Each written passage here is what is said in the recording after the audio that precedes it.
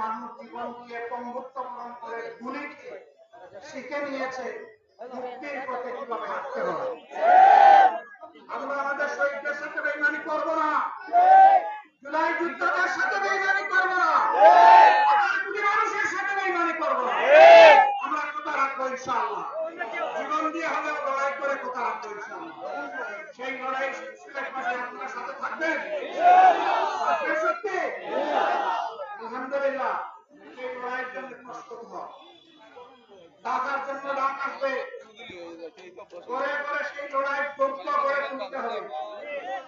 দেশ থেকে ফেসিবাদ, দেশ থেকে চাঁদাবাজ, দেশ থেকে দুর্নীতিবাজ, দেশ থেকে দুঃশাসন দূর না হওয়া পর্যন্ত আমাদের লড়াই তীব্র থেকে তীব্রতর হবে ইনশাআল্লাহ।